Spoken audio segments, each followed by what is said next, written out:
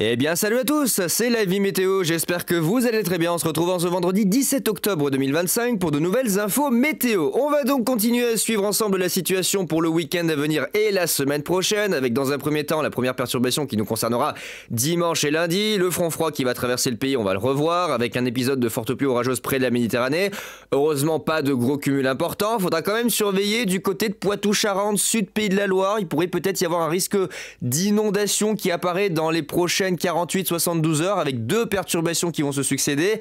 La première générale qui passera sur les îles britanniques qui donnera un premier passage pluvieux via le front froid et un second minimum qui va venir se glisser dans le golfe de Gascogne et rapporter une zone de pluie très intense, notamment entre le nord de La Rochelle et le sud de la région nantaise, et ça pourrait à terme, si vraiment ça se confirme, donner d'importants cumuls de pluie. Et ensuite, on va surtout s'intéresser à ce qui va se passer au milieu de la semaine prochaine avec une troisième dépression, une seconde grosse dépression, mais c'est une troisième dans l'enchaînement, qui pourrait peut-être s'apparenter à une future tempête entre la France et les îles britanniques. Au niveau de la trajectoire, de l'intensité et de la position finale, il n'y a aucune certitude. Les modèles n'arrivent pas à s'accorder sur ce qui va se passer, c'est encore loin, on est vendredi, on parle de mercredi à jeudi prochain, elle est encore très très loin sur l'Atlantique, c'est celle qu'on voit ici tout à gauche à 989, donc elle aura le temps de changer d'ici là, et les modèles vont certainement ajuster les prévisions, donc soit cette dépression deviendra une dépression classique, vent, pluie, voilà, vraiment comme on va avoir ce week-end. Soit elle pourrait évoluer en coup de vent, fort coup de vent, et certains modèles commencent à signer pour une tempête, notamment sur l'extrême nord du pays, près des côtes de la Manche ou du côté des Hauts-de-France. Bien évidemment, les îles britanniques vont prendre, mais il y a aussi les Pays-Bas, la Belgique et essentiellement la moitié nord du pays. On en reparlera un petit peu plus tard, j'en parlerai là juste après, on verra avec l'animation. On prendra le temps de surveiller cette dépression ultérieurement. Là, on va prendre vraiment les choses avec beaucoup de parenthèses, avec beaucoup de guillemets, et ensuite on verra dans le détail au fil des jours si les modèles nous confirment. Et je vais vous reparler du rafraîchissement et presque refroidissement, pour ainsi dire, sur certains modèles que l'on va avoir pour les tout derniers jours d'octobre. Et le début du mois de novembre, c'est bien confirmé, les modèles vont tous en ce sens. Il va bien y avoir un flux de nord-ouest beaucoup plus frais qui va s'installer. Alors malgré qu'on aura un peu de l'air océanique qui fera que les températures au sol seront relativement stables, en altitude par contre ça va bien baisser et ça va se sentir notamment sur les minima le matin. Alors si on revient ici sur l'animation de la pression, on a donc toujours notre système dépressionnaire là qui va arriver, hein, tranquillou bilou. Alors on a un complexe avec deux systèmes, on a le principal ici à 991, cette petite mésodépression qui remonte elle aussi à 991. Ça va faire un seul et même système pour le samedi, qui va ensuite se diriger près de l'Irlande, nous envoyer, nous, le front froid qui arrivera le dimanche matin, et ça se voit ici en direction de la Bretagne. Front froid qui s'accompagnera peut-être d'orages, ça sera à surveiller, mais il pourrait peut-être être orageux, hein, effectivement, avec le conflit de masse d'air, flux de sud doux à l'avant, flux d'ouest plus frais océanique à l'arrière, le front froid qui se dessine au milieu en toute logique, et donc peut-être un petit conflit de masse d'air qui pourrait s'opérer le dimanche en milieu de journée du côté de la Bretagne, avec des pluies et des orages parfois intenses. Alors je pense surtout à des pluies orageuses intenses accompagnées de rafales de vent, ça sera surveillé avec les modèles à maille fine d'ici demain soir. Pour le moment, Arome ne voit pas encore la situation dans sa totalité, donc on en reparlera un petit peu plus tard. Et ensuite, comme je vous l'avais montré au fil de la semaine, ce front froid va rentrer dans l'intérieur des terres, donnant d'ailleurs d'importantes précipitations. Il faudra surveiller sur le sud de la Bretagne, en direction des Pays de la Loire, hein, la région nantaise, le sud du Morbihan, va se décaler ensuite dans la matinée de lundi entre l'Aquitaine, le nord du Limousin, le nord du Massif central, une partie de la Bourgogne jusque du côté des Ardennes, la Belgique. Parallèlement, vous allez avoir des pluies qui vont remonter près de la Méditerranée par la basse vallée du Rhône, puisque là le vent va se redresser au sud, donc ça fera rentrer des pluies.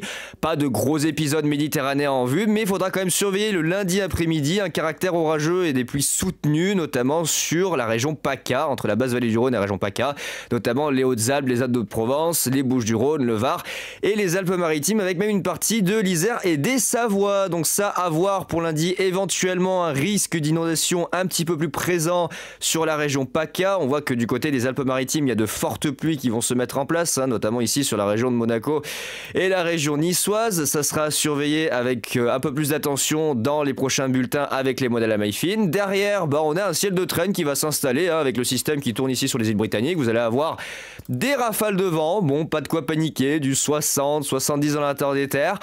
Alors ça c'est CEP, dans le détail vous allez voir que ultérieurement avec Arome ça sera un petit peu plus, notamment sous les averses, puisqu'il y aura de l'air frais qui va s'installer sur les régions du nord, donc vous aurez un ciel de traîne tout à fait classique hein, pour la saison, avec du vent, des averses, peut-être quelques orages à voir. Le petit minimum secondaire qui tente sa chance, regardez sur le nord-ouest de l'Espagne ici, il y a une petite tentative qui essaye de se faire le mardi matin, qui va ensuite se diriger en direction du golfe de Gascogne, rentrer par la façade atlantique en direction des Charentes et du nord de l'Aquitaine pour le mardi. Et là, il faudra surveiller puisque ce deuxième minimum, en tout cas cette tentative de minimum, cette petite impulsion, va redonner à nouveau de fortes pluies dans la matinée de mardi entre le sud des Pays de la Loire et le nord de Poitou-Charentes. On voit qu'on a à nouveau un axe de très fortes pluies qui se dessine là du côté de la Roche-sur-Yon jusque du côté de Châtellerault. Et donc là, il va falloir surveiller peut-être des cumuls de pluie importants l'espace de 24 heures. On verra si les modèles à maille fine réagissent de ce côté-là. Là, c'est vraiment CEP qui modélise ça, mais moi j'attends vraiment les modèles à maille fine, arpège, arôme, pour vraiment savoir s'il y a besoin d'en parler au niveau des cumuls de pluie. Et puis ensuite, ce minimum va traverser le pays avec à nouveau de la pluie, voilà, qui traversera un peu tout le monde entre l'ouest et l'est, et ça finira sa course vers les Alpes et l'Italie pour le mardi soir. Derrière, c'est pas terminé. Derrière, il va falloir surveiller elle. Cette dépression-là, regardez, cette dépression-là, le sprint qu'elle va nous faire le mercredi. Elle va se diriger en direction des îles britanniques. Et là, les modèles n'arrivent pas à la caser. Soit elle trace en direction du nord de la France avec potentiellement un événement venteux ou tempétueux qui nous concernerait nous davantage, soit elle est reprise par la circulation dépressionnaire qui est plus au nord, hein, les deux systèmes là qui forment le complexe, et dans ce cas elle est un peu plus happée vers le nord en direction des îles britanniques. Nous on aurait vraiment la bordure avec essentiellement les côtes de la Manche qui seraient concernées. À voir, les modèles n'arrivent pas à se mettre d'accord. Regardez déjà l'écart, regardez l'écart de creusement entre CEP l'européen et GFS l'américain. Regardez la différence de position et de creusement du système. Et alors c'est encore pire, avec ICON. Regardez où il la voit ICON le mercredi à 11 h. Il la voit carrément aborder le sud de l'Irlande avec un deuxième système à l'arrière. Donc autant vous dire que cette deuxième dépression elle va vraiment poser problème. Il va falloir attendre très probablement lundi, voire mardi au mieux, pour avoir une stabilité sur le scénario final. Mais cette dépression, elle va ensuite se diriger vers les îles britanniques, mais elle pourrait aussi passer beaucoup plus bas en direction de la France. Et à nouveau, à l'avant, on va avoir de fortes pluies, potentiellement des orages, à nouveau du côté de la façade atlantique, entre le sud de la Bretagne, les Pays de la Loire, le nord de l'Aquitaine, Poitou-Charentes. On voit encore une fois que la zone ici entre La Rochelle et Niort-Poitiers s'en prend plein la tronche, en direction de l'Orient.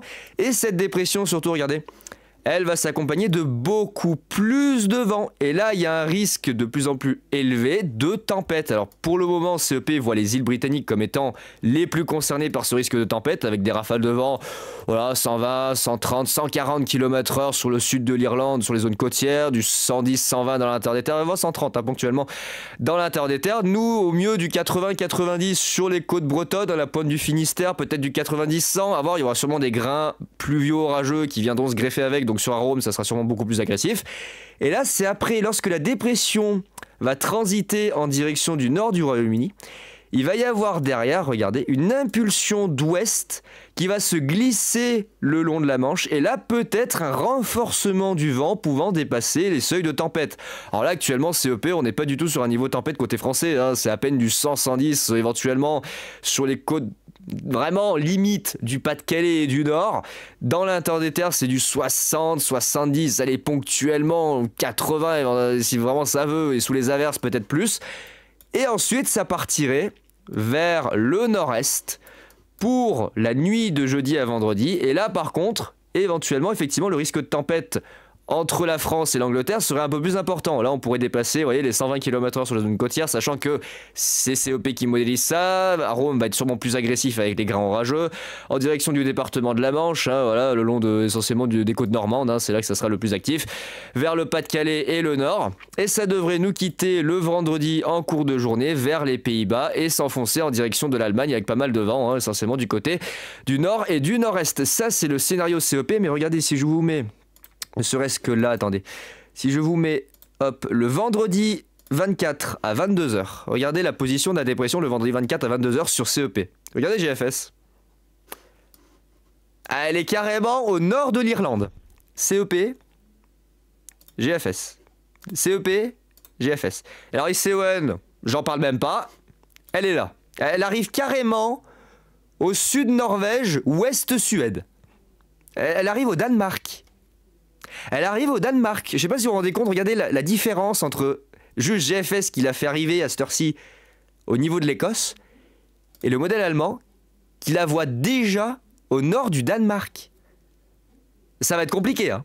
Ça va être vraiment très compliqué de prévoir la dépression de la semaine prochaine. Bon, de toute façon, les modèles, après, voilà, ils vont petit à petit, ils vont se mettre d'accord, je pense, sur ce qui se passera.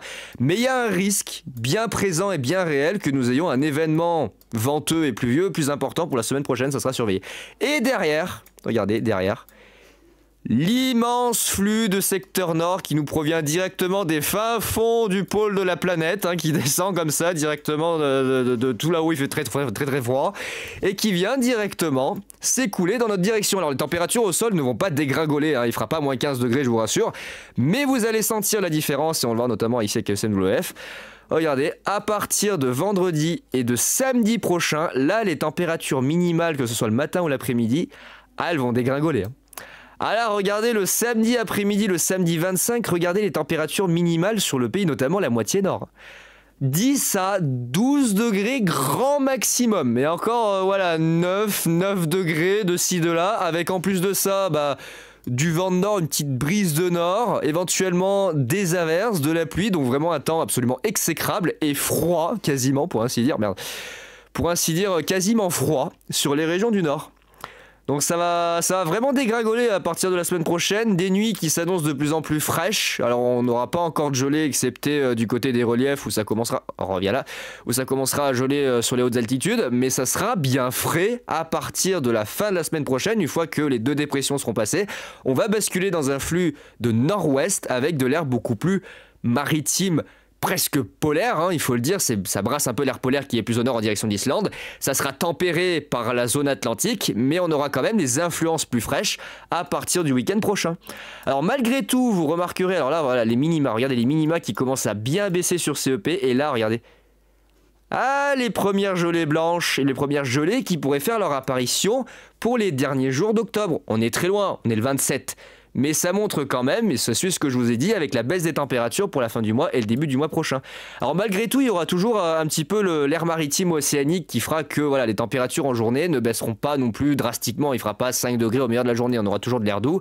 En altitude, en revanche, ça va se sentir puisque là, on aura l'ISO qui va baisser avec très probablement des gelées d'ici, je pense, 15-20 jours, on aura des gelées. Et derrière, regardez, flux de nord-ouest. Et voilà, le flux de nord-ouest qui revient encore une fois. Bon, ça va pas s'effondrer, hein, les températures, voilà, on va pas non plus dégringoler des masses, mais ça va bien se rafraîchir. Pour la suite, d'ailleurs ça va se voir juste, j'aimerais retourner sur Météo Ciel 2 secondes, juste pour vous montrer, regardez la masse d'air. Regardez les anomalies de température à 1500 mètres, on va le voir tout de suite. Avec déjà, donc nous on a ici le redout pour ce week-end avec la première dépression. Ensuite ça reste relativement doux sur les régions du sud qui sont à l'écart des systèmes dépressionnaires pour la semaine prochaine. Excusez-moi, pour la semaine prochaine, ça reste assez frais sur les régions du nord. Et là regardez à l'arrière. Regardez à l'arrière ce qui arrive en embuscade avec la dépression de jeudi qui pourrait être du coup potentiellement la tempête. On a à nouveau une impulsion douce. Et juste derrière, tac, on a le flux de nord qui nous ramène de l'air beaucoup plus frais. Pas de l'air froid, mais en tout cas de l'air beaucoup plus frais, notamment en altitude. Ça pourrait ramener, je pense, de la neige à moyenne montagne, pas forcément en grosse quantité, mais de la neige à moyenne montagne du côté des Alpes. Éventuellement des Pyrénées si la pluie arrive à descendre beaucoup plus bas, et des températures beaucoup plus fraîches le matin, tout comme l'après-midi. Et ça va rester comme ça hein, jusqu'au début du mois de novembre, ça je vous l'avais dit. Je vous l'avais dit, là il va y avoir vraiment pour la fin du mois d'octobre et le début du mois de novembre, il va y avoir plusieurs successions de passages plus frais, pluvieux et venteux avec un risque même de tempête pour la semaine prochaine. Voilà. GFS qui maintient toujours ce que je vous explique depuis lundi. La fameuse signature du vortex polaire qui s'excentre en direction de la Russie et la fameuse branche qui revient par le Groenland. Voilà, on a vraiment la signature qu'on a depuis une semaine là sur le modèle GFS. Avec du coup le jet stream qui est contraint de remonter et de redescendre plein nord et résultat on se retrouve avec des dépressions qui plongent en direction de la France depuis les hautes latitudes. Voilà, regardez, on a une inversion des centres d'action, on a des anticyclones qui se positionnent plutôt ici entre Terre-Neuve, Québec, en direction de la mer du Labrador, le sud du Groenland, et du coup des complexes dépressionnaires et des systèmes dépressionnaires qui se positionnent sur l'ensemble de l'Europe jusqu'aux pays scandinaves, et du coup ça draine ici un immense flux de secteur nord polaire qui vient rafraîchir la masse d'air. Ah ouais, et puis derrière, regardez, derrière c'est pas terminé, regardez, l'anticyclone reste scotché en direction de la mer du Labrador et du Groenland, et du coup regardez, ça force les dépressions à descendre en direction de l'Europe en passant par le Groenland et l'Islande. On n'a pas fini, hein.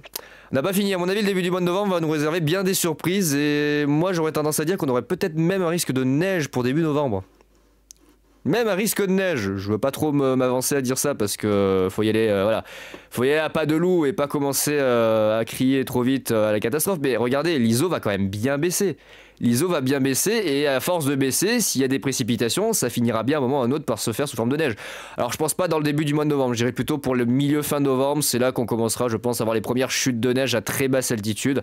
Faudra voir comment le vortex polaire évolue et comment les flux s'orientent, hein, notamment vis-à-vis de l'anticyclone du côté de la mer du Labrador, s'il se maintient ou pas. Ça permettra éventuellement d'avoir à nouveau des coulées polaires. Parce que là, a priori, le blocage côté mer du Labrador, c'est parti pour durer un moment, hein. Vu la configuration du vortex polaire, je pense que ça va nous être favorable. Ça va nous être favorable. Voilà, voilà. Oh tiens, le modèle ICN qui commence à se mettre à jour. Ah, il creuse un peu. Ah, il creuse un peu la dépression de lundi, là, regardez. Du côté des côtes de la Manche. Ah, affaire à surveiller, peut-être. Ah, coup de vent. Coup de vent lundi sur les côtes de la Manche. Ah, il creuse un peu. Il creuse un peu, donc à surveiller du coup lundi aussi, hein, peut-être un premier coup de vent. Et là, bah, la seconde dépression, il la voit pas très bien, il la voit évoluer en tempête plutôt sur la partie nord des Pays-Bas en direction du Danemark. Il voit pas le creusement avant, alors que CEP, tout au contraire, lui, il la creuse à mort juste avant d'arriver sur les îles britanniques. Hop, là il la creuse et hop, la tempête. Ouh, mieux mieux, mais en plus ça fait fusion avec une autre dépression à 980 qui redescend et paf, ça fait des chocs à pic. Oh là là. Oh là là, la tempête choc à pic pour les îles britanniques encore. Oh là là, ça y est, ils vont avoir une espèce de Ami 2.0 là. Et hop, choc à pic épisode 2 qui finit sa course encore une fois en direction du nord de la Pologne, Pays-Bas et Danemark. Et nous on est en bordure mais affaire à suivre, hein, parce que si elle passe plus au sud, c'est nous qui allons tout nous prendre dans la gueule.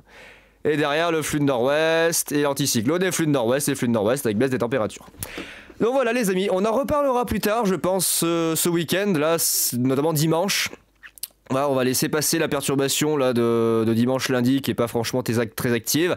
Attention les pluies quand même, voilà du côté, je l'ai dit, hein, du côté des Pays de la Loire et du nord des Charentes. Ça va s'accumuler au fil des jours, donc affaire à suivre de ce côté-là, peut-être d'importants cumuls de pluie qui vont commencer à apparaître. Du côté de l'Est, hein, les reliefs de l'Est, ça sera à suivre de près. Je sais pas si tous les modèles réagissent d'ailleurs sur les cumuls de pluie. Ouais, si, affaire à suivre, hein, notamment, alors lui un peu plus au sud en direction de l'Aquitaine, du Limousin et l'ensemble des Alpes, jusque du côté de la région PACA. Un petit peu, épisode malheureusement aussi du côté des régions du Nord, notamment ici, Pas-de-Calais et Nord. Malheureusement, encore une fois, il faudra surveiller. Et puis voilà, alors on va suivre tout ça tranquillou bilou. Ah, par contre GFS il a une belle, là, typiquement GFS a une très très belle signature que je vous disais là ici, il suit CEP, hein, avec cette zone de forte pluie du côté de la Charente-Maritime, la Charente, jusque du côté du Limousin, aux portes du Massif central, sur les régions de l'Est.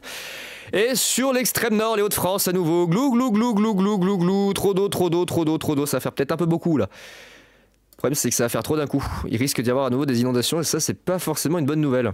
La CEP et GFS réagissent pour un axe, les deux réagissent pour un axe ici Aquitaine, Poitou-Charentes, Limousin, Alpes et la zone près de la Normandie, notamment les Hauts-de-France.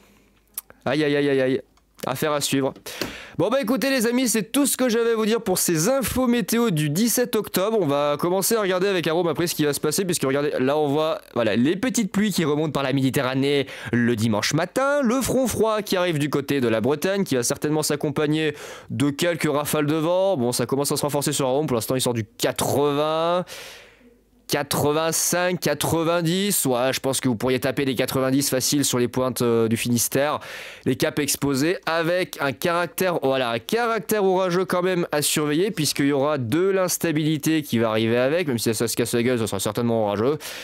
Donc il faudra quand même surveiller, ouais, ça sera orageux. Ça sera très clairement orageux, hein. Je vous le dis du côté de la Bretagne, voilà, il y a des orages qui sont annoncés le dimanche matin, ça sera à surveiller, on en reparlera. Eh ben écoutez les amis, on se retrouve très vite pour de nouvelles infos météo. On va suivre ensemble tout ça petit à petit et puis on verra ce qui va se passer pour la semaine prochaine. Eh ben écoutez, j'ai plus qu'à vous souhaiter un bon vendredi et on se dit à très vite pour de nouvelles infos météo. Ciao tout le monde.